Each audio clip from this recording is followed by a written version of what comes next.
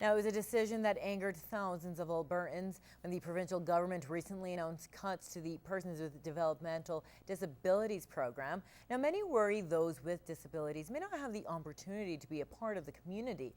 In this week's Healthy Living, Anna Stanzlau tells us the story of a local business that's been giving a helping hand to those with disabilities. Wanda Allen has been going to world-class gym for the past 5 years for free. I basically just wanted to get my legs in shape. That was my main reason for coming here.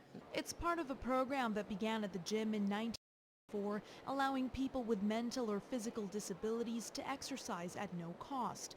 And when Renee Weinkoff took over from the previous owner, he decided to continue the program. The average person that comes in and works out already makes bad enough excuses why they can't be here and why they can't come and stuff like that. And we wanted to give a little bit of a boost, I guess, or a little bit of help to some people that were going through a little more obstacles than the average person and still coming. Wanda says there's a big difference between staying at home and coming to the gym. Because working at home was basically just my arms I was doing. I didn't have much for equipment, you might say. She's very, very determined and motivated. She loves work. She loves getting out of the house and doing stuff. She's a great person and I couldn't be more proud of her. Wanda and several other people with disabilities go to the gym regularly during the day, and Renee finds them happier when they leave. They have enough troubles just to get out and do this in public and to do their thing. That inspires me to go twice as hard because it's 10 times harder for them to do it. Wanda encourages those living with disabilities to try it out. If they have a certain area they need to work on, I'd say come to the gym and work on it. I just think other businesses out there should do the same, is help the people that need the help and do it as a community. Try to keep the sharing going. Anna Stanislaw, Newcap News. Well, to Ag News now, we're halfway through the summer and the crops are looking pretty good in both Saskatchewan and Alberta. Kyle Gallagher has more in this week's Ag Report. The weather has been good lately and the results have been stellar. According to the latest weekly crop report, the majority of crops in Saskatchewan are in good to excellent condition. What most growers are coming back. The crops are doing very well. I think they're on par to be an above average crop. While a few areas in Alberta are showing less than ideal conditions, overall the crop outlook is still great.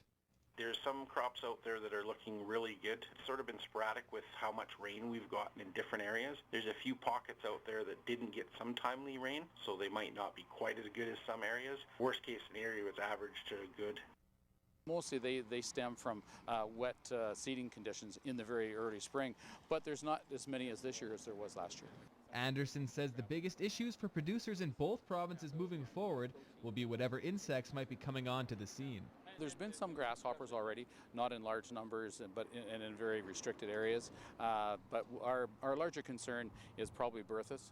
There are ways farmers can try to get a handle on any bug problems they have. There are different insecticides that are very effective and will keep them in check throughout this crop. Probably the most effective control of them is their own natural enemies and also viruses that come along with them. And as long as the favorable weather holds up, everyone should be all smiles come harvest time. Yeah, they're coming along pretty good. I think some of the guys with the bigger acreages that had lots to do and were spread out, some of them may have some that are a little bit behind yet, but they've caught up here with some of the temperatures and we'll see how they continue to progress. There's not much we can do against Mother Nature. It would be nice not to have storms or hail. Kyle Gallagher, Newcap News.